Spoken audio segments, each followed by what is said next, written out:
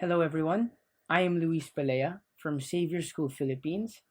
I'm also a Tagpros Pioneer, and I'm pleased to be presenting on Fine-Tune, Techniques in Integrating Online Learning and Music, today at the Tagpros Education Webinar Workshop for teachers. I'm also an English teacher and a session musician. So, to kick things off, I want to start with a big question. As educators, we make it a point to always have that big question whenever we accomplish our unit plans. And today, our big question is, when do we intentionally utilize music in the classroom for our advantage? Or is it just a time filler? So, the key word here is that we have to be intentional whenever we use music in the classroom, may it be virtually or in the physical classroom. Oftentimes, we use music in the classroom to keep students preoccupied. As I mentioned, we use it mostly as a time filler, but it can also be used for three things. Number one, motivation. Two, fun and play. And three, for physical movement. Music can cater to various learning styles such as auditory, hearing the music, visual, seeing the teacher move to match a lyric, and kinesthetic, moving our body to the beat. So music is more than an elective. It's meant for more than just to idle the time away. If we are intentional, music can supplement the learning process. It can help the students. And I believe this is one of the very important things that we have to consider with online teaching or online learning.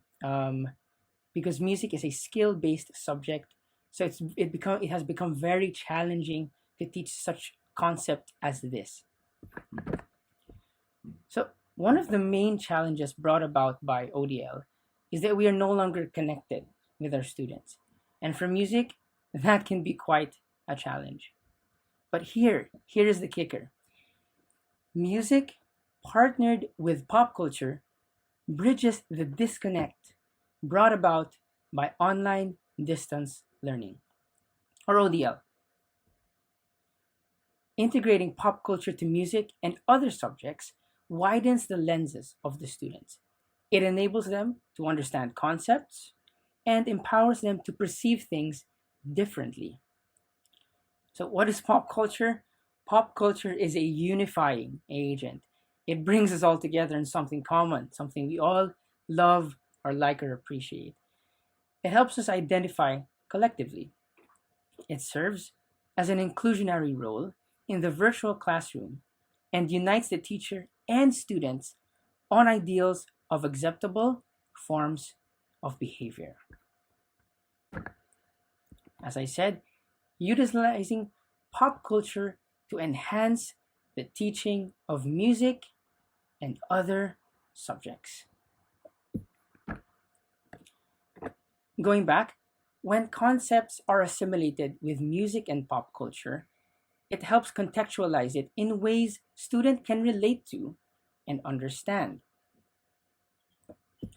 We want to be able to assimilate or create the illusion or the notion that we are still part of a tightly knit community, even if we only see them in tiny little boxes of our screen instead of four walls of the classroom. All right. What do we see here on our slide deck?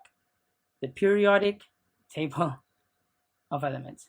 Is there anyone here that can recite the periodic table of elements by heart, mention its characteristics, or maybe even practical uses in the real world? I'll be honest with you, even I can't, right?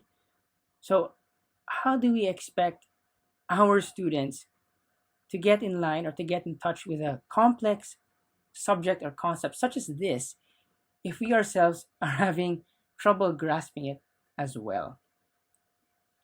Why? We have to put a premium. We have to put value.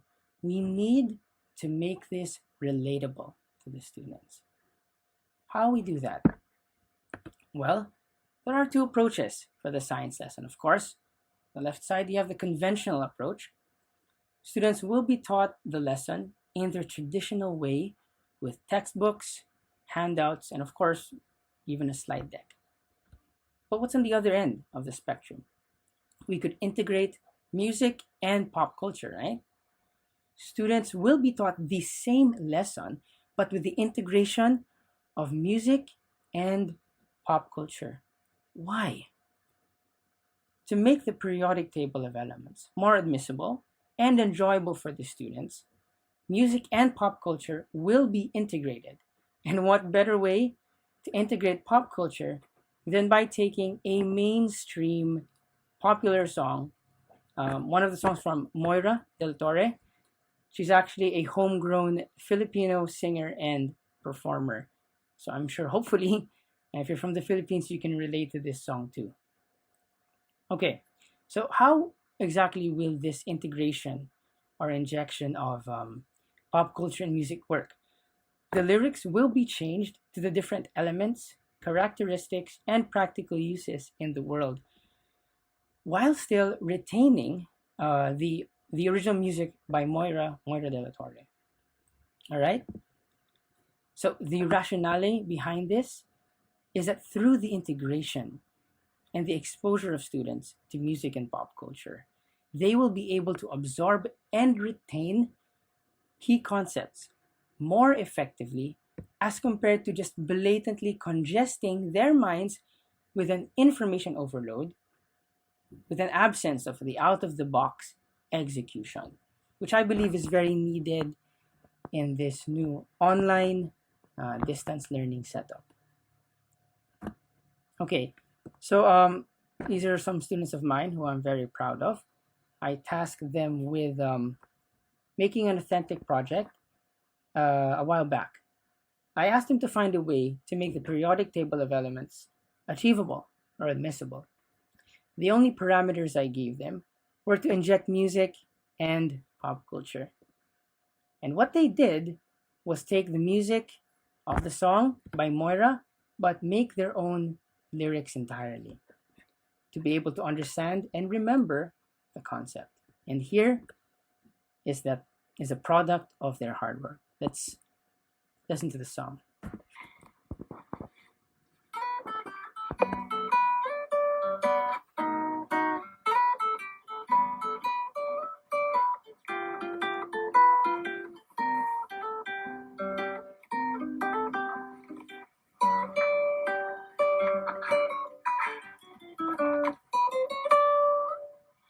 Carbon is a metal that is too big for rich diamonds and graphites. No, it can be found in metals and in dry ice, petroleum, welding stuff, and fillers. Hydrogen's a gas that has no color, no other, and it's also very flammable. It can be found in rocket fuel, but it's in the atmosphere. Seriously, don't go away if you have a lighter. Oxygen, as we all know, provides life to breathing life. I guess besides the stuff, and it's also still grossing agent. Nitrogen's a gas that conquers most of our atmosphere. It's liquid, it's really cold. It's used in ice cream production. Carbon, hydrogen, and oxygen. Nitrogen, iron, and sodium. Aluminum, calcium, silicon, and beyond the elements that we chose.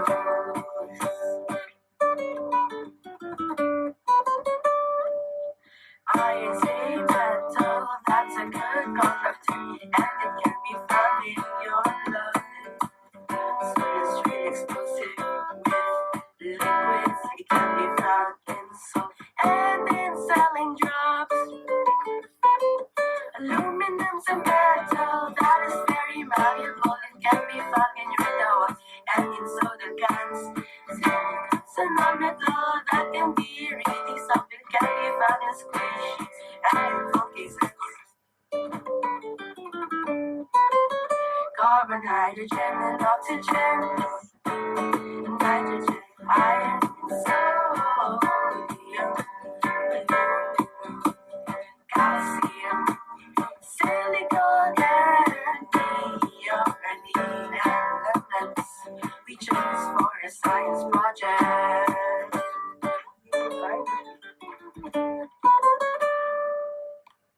All right. So I hope you guys enjoyed that breather for a bit, listening to. So actually, at the time, these students were grade 8, composed of a guitarist, a percussionist, and 2 singers, 2 vocalists. So why? Oh, in case you didn't catch the lyrics, these are the original lyrics composed by them, talking about the elements of the periodic table, characteristics, and practical uses in the world as well. So why bother? We have to put a premium on these things, on concepts that are difficult to grasp, right? The solution is to make it relatable.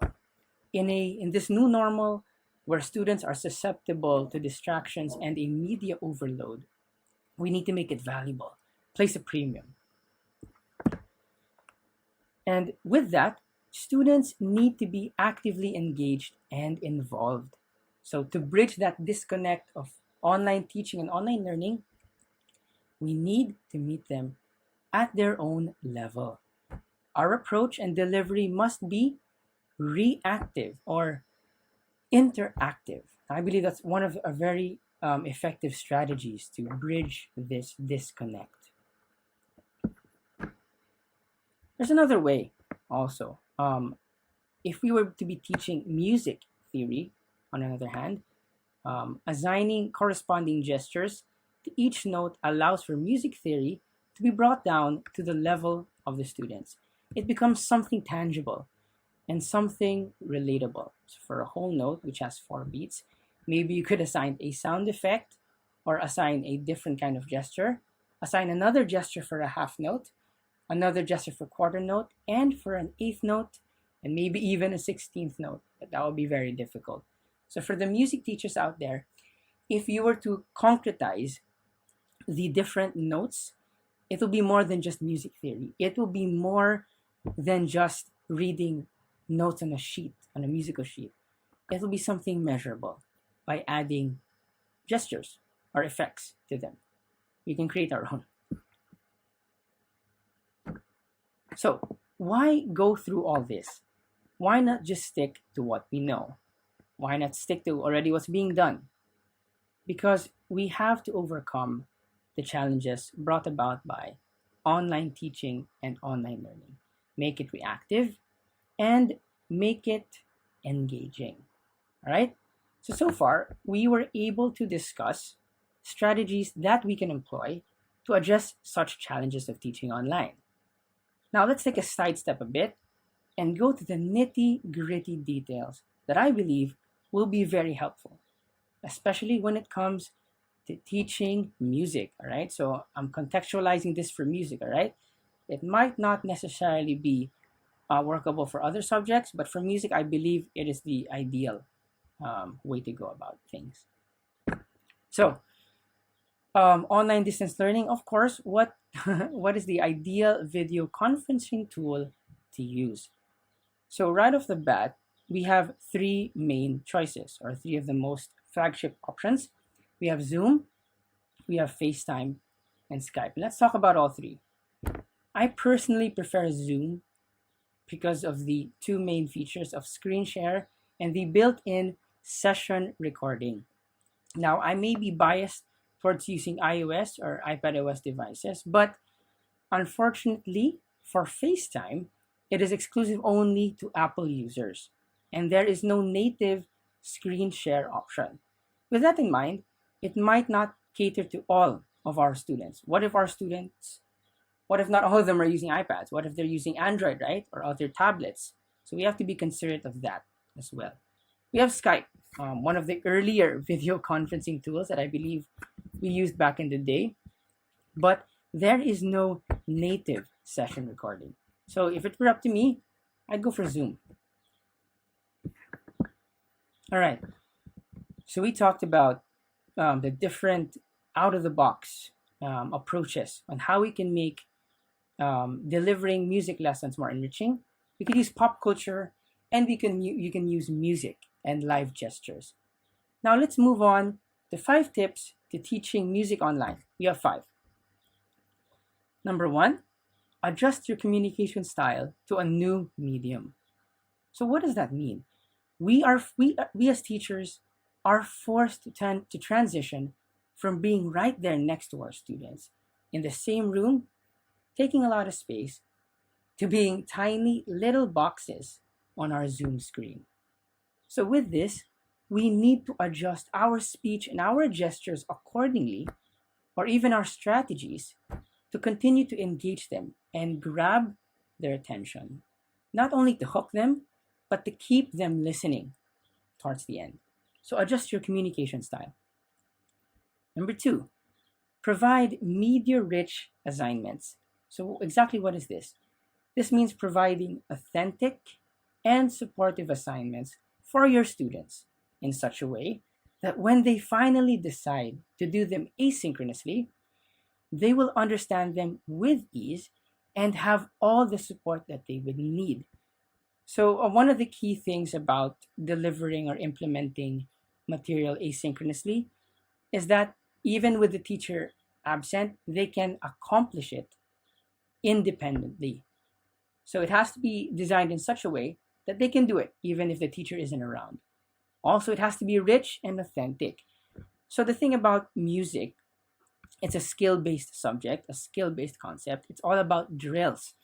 It's all about practice. Similar to math, you can't teach math and you can't teach music by just showing them equations, by just showing them music theory alone. It has to be partnered with a lot of application. What does that mean?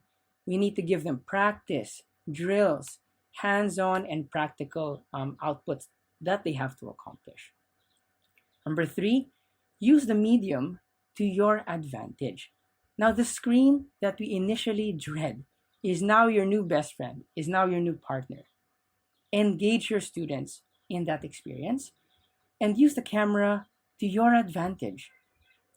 With the camera, we now have the capacity or capability to zoom in on our fingers when playing chords, chord shapes, and notes, which is a plus, something we couldn't do before.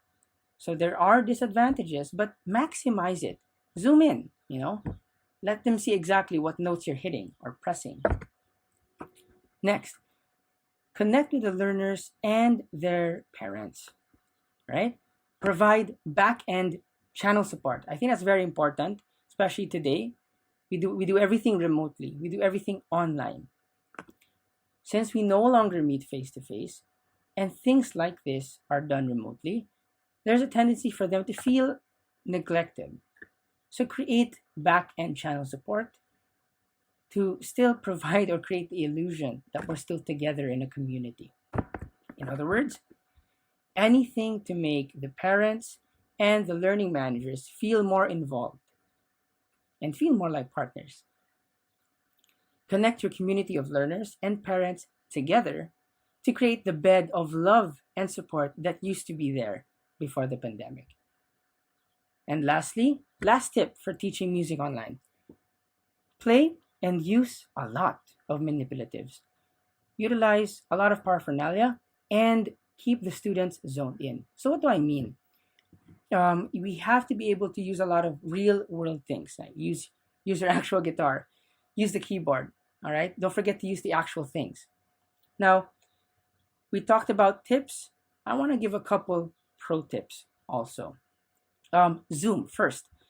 Why I really love and prefer to use Zoom is because of this not so basic Zoom screen share. Now, what can you do here? Basically, we can, it's exclusive to Zoom, the music teacher can share directly from their iPhone or iPad. This is quite intuitive because let's say you want to share a music sheet, tablature, directly from your iPhone or iPad. You can do that. It may be exclusive to Apple devices, but you won't have to fiddle with what's already on display with what's already shared, so you can still keep sharing your slide deck while still sharing something on a separate device. So here, like in the slide, you can share directly from the device. I think that's very handy. All right, let's move on to the different tools or platforms that I prefer to use when delivering or giving music classes. Garageband. With Garageband, music teachers can become instant professional audio engineers and record without the noise and still add effects straight from their iPads or iOS devices, or Apple devices rather. Something that was only possible if we invested in expensive pedal boards or guitar FX boards before, we can now do directly or straight from our devices. So if you look at the slide right here, you can record using a microphone or line input and just drag and drop audio files. You can use a MIDI keyboard. You can arrange. You can create your own musical pieces. My favorite, of course, is connecting a device directly to your guitar. But you will have to use an audio interface, right? So, but of course, there is a lingering question. Not all teachers are using Apple devices, and that wouldn't be fair. What do we do if you're not on an Apple device, right? That may be a question in your mind right now. There are third-party apps that are also very accustomed to this. Probably Sibelius, it's a paid app, or Tonara, another paid app. And back in the day, I'd also used to use Audacity. That's from a long time ago. You can also use that for maybe PC users or those who aren't really leaning towards Apple or iOS devices. And of course, as I mentioned here, all you need is an audio interface to directly connect it to your device.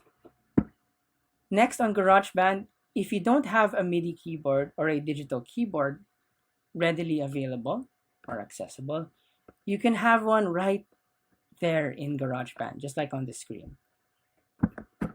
Lastly, Guitar Tuner, or Guitar Tuner, the #1 tuner in the world, as they say. Gone are the days when we've had to go out to a music store and purchase a tuner. Today, we can get right directly from our phones, our mobile phones. And this app can tune most, if not all, stringed instruments.